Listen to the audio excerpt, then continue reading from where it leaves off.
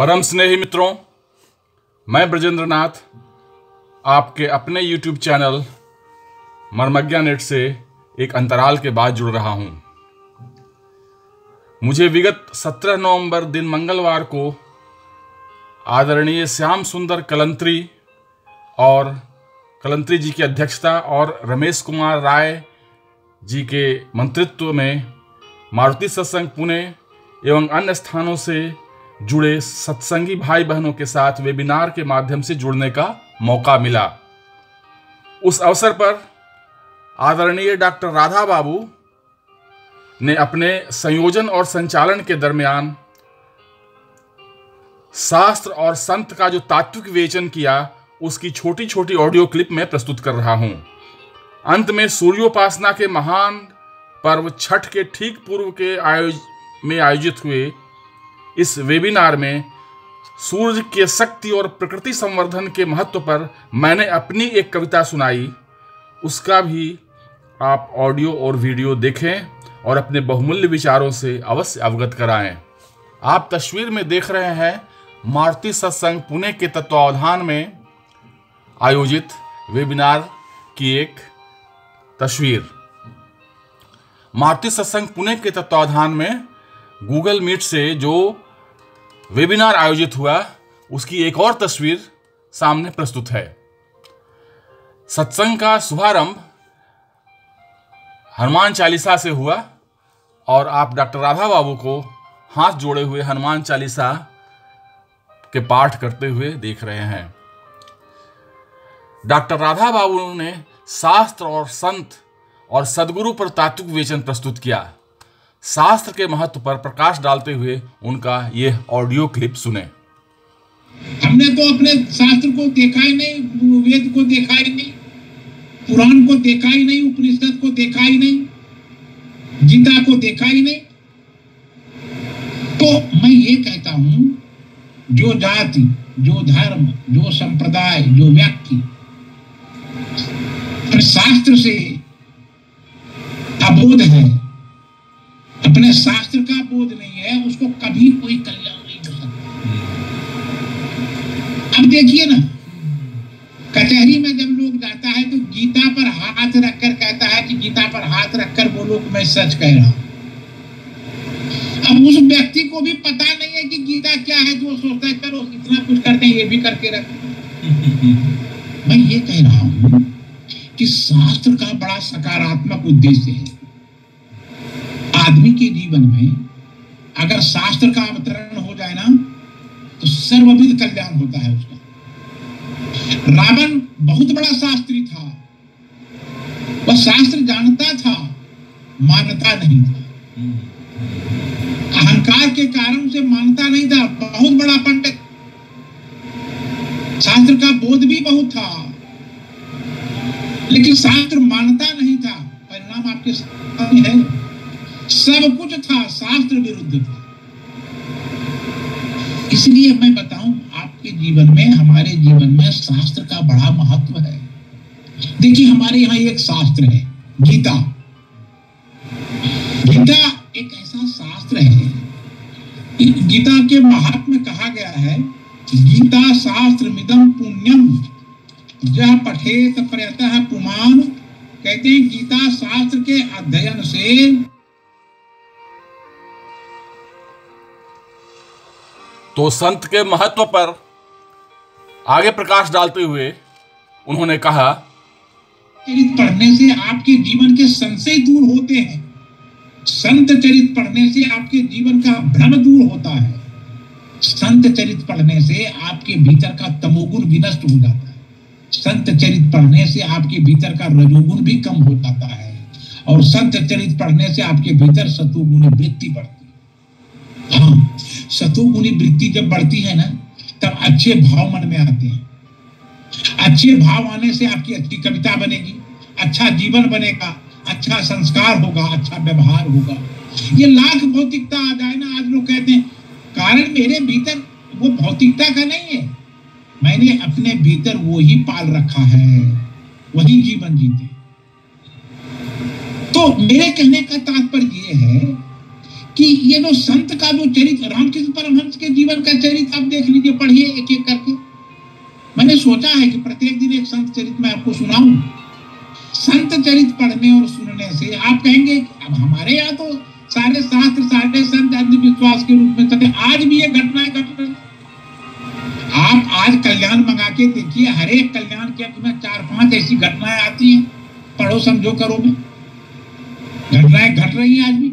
लेकिन हमारी दृष्टि इतनी बाधित हो गई है, हम इतने भौतिक हो गए हैं कि इन बातों को मजाक में लेकर समाप्त कर देते हैं। अगर हमें इस पथ पर चलना है, जीवन में सात्विक भाव लाना है, तो मैं एक आग्रह से करूंगा, भगवंत चरित्र तो पढ़िए ही, अच्छा तब तो पढ़िए ही, और संत चरित्र पढ़िए। और देखिए कोटेशन बोलने से सिर्फ कुछ नहीं होता है। आजकल कोटेशन बोलने की बड़ी चर्चा है, क्या वाक्य बोले आप, क्या करते, उससे कुछ जीवन जितना सहज होगा आदमी उतना सुखी होगा। हमारा वेद में आप देखेंगे कोई व्यंजना वाली बात नहीं है। वेद में कहा सत्यम वद धर्मम। मैं सोचता हूँ कभी कभी वेद को पढ़ के कितना सरल कहता है, सत्य बोलो, धर्मम चर, धर्म का आचरण करो, मातृदेवो भव, माता को देवता मानो, पितृदेवो भव, पिता को दे। कितनी सहज बात है। देखते वैदिक युग में हमारे जीवन में किलकिस्ता नहीं थी, इसलिए वेद में भी वो बात नहीं।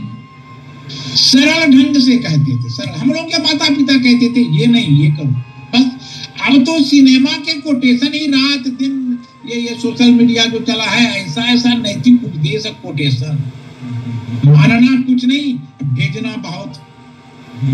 ये चमत्कृत हो जाइए कुछ देर के लिए, बस। ये फुलझड़ी जैसे नहीं जलाते दीपावली में, कुछ देर के लिए चमका फिर खत्म।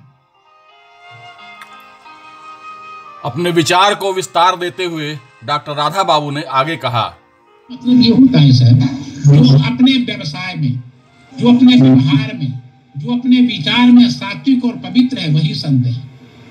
विभीषण को भगवान ने संत क्यों कहा, आप सोचिए जरा सा। विभीषण तो पारिवारिक आदमी लंका में रहता था, संत क्यों कहा? संत इसलिए कहा कि लंका में रह करके भी विभीषण ने अपने रामत्व का खंडन नहीं किया, जो राम का गुण उसमें था। और मैं कहूं मेरी दृष्टि में तो संत का मतलब होता है जो अत्यंत अभाव में भी अपने स्वभाव की रक्षा करता है, वही संत।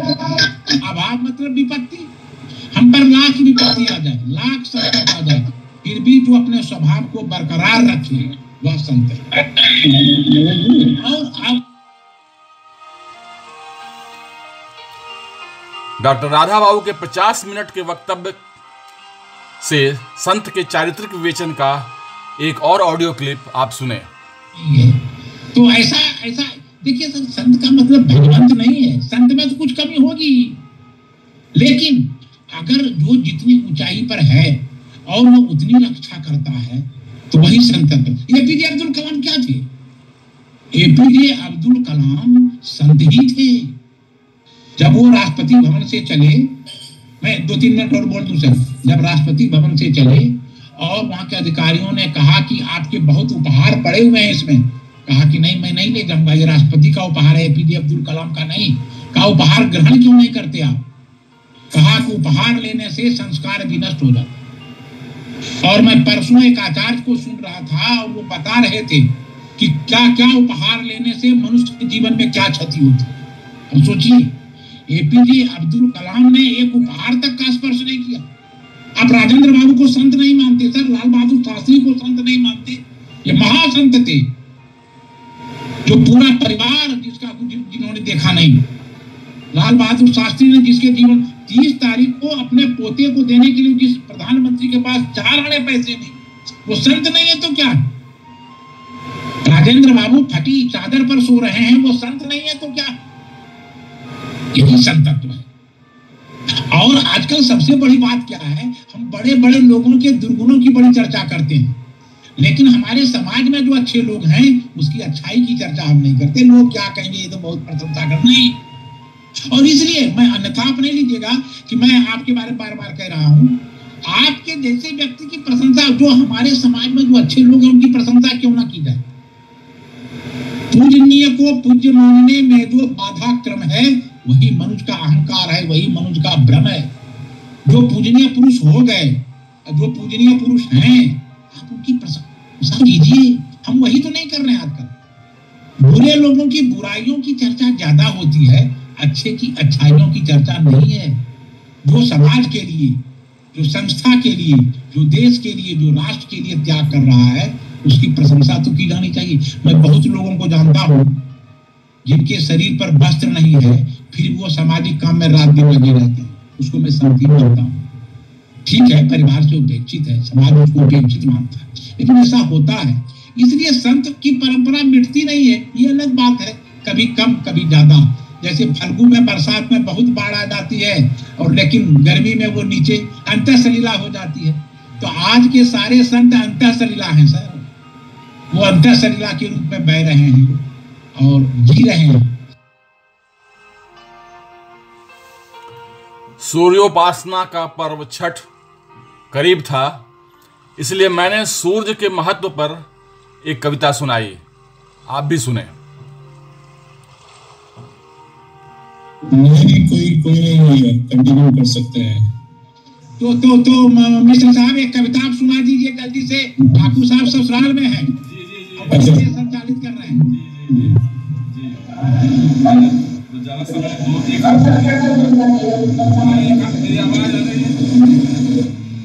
आवाज नहीं आ रही है?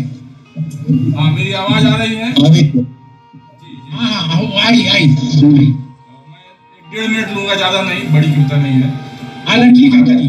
छठ पूजा की अग्रिम शुभकामनाओं के साथ शक्ति और शक्ति और प्रकृति को संपोषित करने में सूर्य के महत्व पर ये कविता लिखी गई है। ठीक है। तो उसी पर मैं सुनाता हूँ। रोशनी का गान सूरज, रोशनी का गान सूरज, प्राणियों का प्राण सूरज। सुबह की पसरी ओस किरणों की एक डोर, ठहरती उन बूंदों पर बिखरती चहु ओर। सूरज की पसरी ओस किरण की एक डोर, ठहरती उन बूंदों पर बिखरती चहु ओर। सुनहरी मोतियों का खड़ा करता मचान सूरज, रोशनी का गान सूरज, प्राणियों का प्राण सूरज। पक्षियों को सूरज के सूर्योदय होने से ही सब तरफ गतिशीलता आ जाती है। पंछियों को, पादपों को, मनजों को, तलैया को, किरणों की बूंदें बरसाता नहाने को गौरैया को। रश्मियों में नहाती है गौरैया। पक्षियों को, पादपों को, मनजों को, तलैया को, किरणों की बूंदें बरसाता नहाने को गौरैया को। समष्टि का मान सूरज, प्राणियों का प्राण सूरज, रोशनी का गान सूरज। बहुत अच्छे। गर्मियों में दोपहर की धूप जलाती है बदन, सूखते नलकूप चैन देता डोलता पवन। गर्मियों में दोपहर की धूप जलाती है बदन, सूखते ताल नलकूप चैन देता डोलता पवन। आम्र कुंजों में पथिकों संग लेता क्षणिक विश्राम सूरज, प्राणियों का प्राण सूरज, रोशनी का गान सूरज। सूर्य रश्मियों नहाई प्रकृति कैसे विचर रही, सूर्य रश्मियों में नहाई प्रकृति कैसे विचर रही। झूम रहा कदम्ब तरु भी, तान मुरली पसर रही। वृंदावन। सूर्य में नहाई प्रकृति कैसे विचर रही, झूम रहा कदम्ब तरु भी, तान मुरली पसर रही। डोलता बहती उर्मियों संग, जमुना को देता सम्मान सूरज, प्राणियों का सूरज, रोशनी का गान सूरज। सूर्य तनिया जमुना उसी के लिए उसी पर अब दिन भर की यात्रा से सूर्य की यात्रा समाप्त हो रही है। दिन भर की यात्रा करने के बाद, दिन भर की यात्रा से श्रमित, स्वेदित, थकित, निरंतर गतिशील होगा गगन पथ से चला विरहित। सूर्य का संध्या से मिलन, उस पर पंक्ति है। दिन भर की यात्रा से श्रमित, स्वेदित, थकित, निरंतर गतिशील होता गगन पथ से चला विरहित। संध्या संग मिलन को जाता वेगवान सूरज, रोशनी का गान सूरज, प्राणियों का प्राण सूरज, रोशनी का गान सूरज, प्राणियों का प्राण सूरज। बहुत अच्छे, बहुत सुंदर, बहुत सुंदर। राय साहब, आपको धन्यवाद। बढ़िया, बहुत बढ़िया, धन्यवाद सर। बहुत बढ़िया। हाँ, मैं तो सब बढ़िया।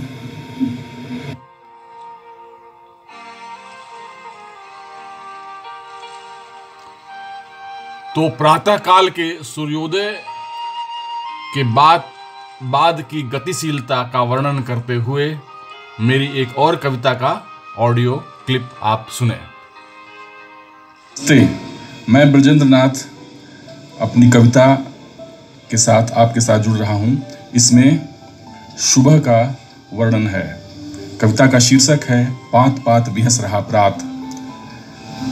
व्योम की नीलिमा में खोजता पथ, कौन आ रहा चढ़ाव रश्मि रथ।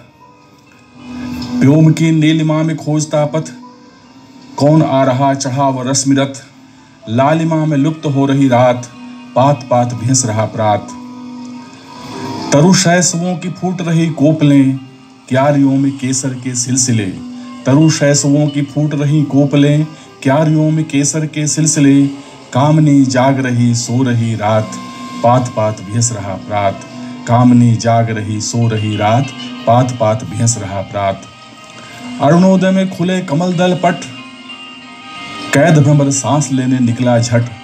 अरुणोदय में खुले कमल दल पट, कैद भ्रमर सांस लेने निकला झट। हरितिमा में स्वर्णिमा आत्मसात, हरितिमा में स्वर्णिमा आत्मसात, पात पात भिंस रहा प्रात। पर्वतों से सरक रही धवलधार, प्रकृति नटी कर रही नृत्य श्रृंगार। पर्वतों से सरक रही धवलधार, प्रकृति नटी कर रही नृत्य श्रृंगार। शिखरों से झांकता अरुण स्यात, शिखरों से झांकता अरुण स्यात, पात पात भिंस रहा प्रात। पात पात भिंस रहा प्रात। वृक्षों से लिपट रही लताएं, संवाद में रत तरु शाखाएं। वृक्षों से लिपट रही लताएं, संवाद में रत तरु शाखाएं। अरुण चूड़ बोल उठा बीत गई रात, अरुण चूड़ बोल उठा बीत गई रात, पात पात भिंस रहा प्रात। पात पात भिंस रहा प्रात। धन्यवाद।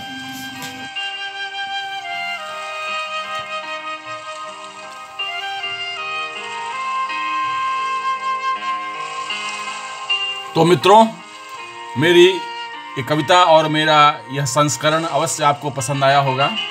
मेरी अन्य कविताएं मेरी कविता संग्रह कौंध को अमेजन किंडल के दिए गए लिंक से डाउनलोड कर पढ़ें और अपने विचारों से अवगत कराएं। आप मेरा ये चैनल सब्सक्राइब करें, लाइक और शेयर करें और बेल आइकन अवश्य दबा दें ताकि कोई भी नया वीडियो अपलोड होने पर उसकी सूचना आपको मिल जाए। धन्यवाद, बहुत बहुत धन्यवाद। मिलते हैं एक और अंतराल के बाद। बहुत बहुत धन्यवाद।